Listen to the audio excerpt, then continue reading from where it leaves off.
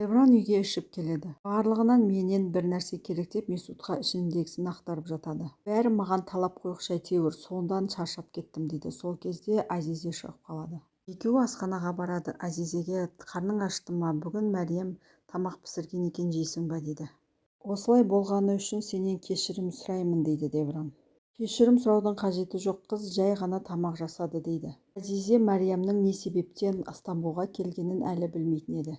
Девран Азизеден сұрайды, саған не болған? Біресе сен менің қасымдасың, біресе қарасам сен менің қасымда жоқсың дейді. Бір шешімге кел деген сияқты әңгіме айтады. Азизе айтады, Девран, біз екеуміз сөйлестік қой деген кезде Девран, сен бала қаламайсың деп қолындағы стаканды сындырып жібереді. Девран, мен барып ұйықтаймын деп кетіп қалады. Азизе сынған стаканды жинауға қалып қалады. Девранның алдынан Мәриям шығып, қош келдің деп айтады. Сені ешқандай да қош көрмедім деп қысқа жауап беріп, Девран кетіп қалады. Мәриям жынданып кетеді. Мен сені сонша жыл күттім, ал сен маған қош келмедің деп айтып жатырсың дейді. Азизе мен Девран бөлмелеріне келеді. Девран үндемей отырған кезде Азизе, саған не болды, неге сөйлемей отырсың дейді. Девран, не дейін, мәселенің бәрі саған келіп тіреліп отыр дейді. Азизе айтады, неге ешкім бізден не қалайтынымызды сұрамайды деп жынданады. Сонда мен саған бала туып берсем, жағдайыңның бәрі өзгеріп кетеді. Девран да жынданып кетеді. Менен балалы болғың келмейді ме? Әңгіме ода емес, біздің қалауымызды тыңдаған, сұраған кім бар дейді. Екеуміз қандай жағдайда үйлендік, есіңде ма? Күштеп үйлендірді. Қасымыздан не өтпеді? Менің бауырларым, сенің сүйіктің, басқа да көп жайттер өтті дейді. Біздің бір дұрыс тойымызда болған жоқ қой деп Азизе жынданады.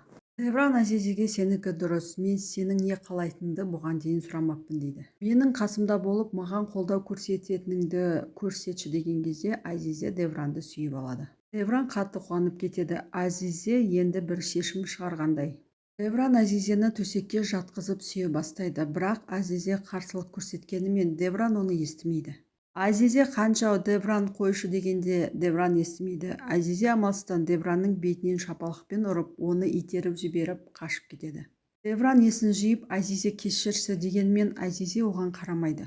Шуға Первин оянып кетіп, Девранның бөлмесіне келіп, не болып жатыр деп сұрайды. Осының барлығына сен кінәлісің, сенің кесіріңнен мен Азизені ренжіттім деп Девран анасына айқайлайды. Анасы кішкентай баланың сөзін сөйлеме дейді. Егер Азизе өзінің әйелдік парызын атқарғанда бұлай болмас еді. Мен кішкентай бала емес, адам тәрбиеледім дейді. Өзіңді қолға ал, өзіңе кел дейді. Азизе жылап бауырлары тұратын үйге келеді. Ішке кіре алмай сыртта жылап отырады.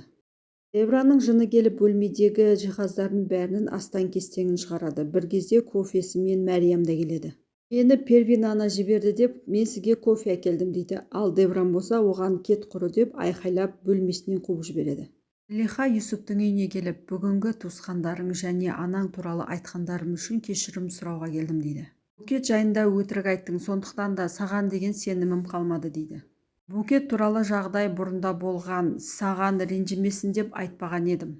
Сен менің анам туралы өте қатты айттың дейді. Сенің де ағаң мен туралы жаман сөздер айтты, мен оған ешнәрсе деген жоқпын ғой дейді. Зулейха айтады, анаң туралы айтқандарым үшін кешірім сұрап келдім ғой, саған басқа не керек, ал сен менің ішімдегі Жүсіпті өлтірдің, мен саған сондай сенген едім дейді.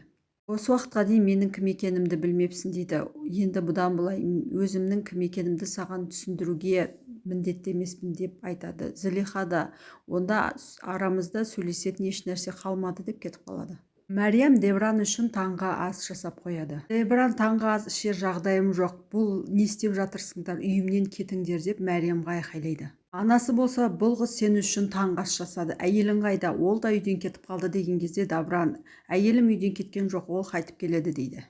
Әулеттің бәрі сенен немере күтуде, мына қызбен некеңді қидыр да не істесең оны істе дейді. Әйелің қаласа үйге қайтып келсін, маған бәрібір, бірақ мына қызбен неке қидырасын дейді. Девран, мына қызды үйіне қайтарып жібер, мен жұмысқа кеттім деп кетіп қалады.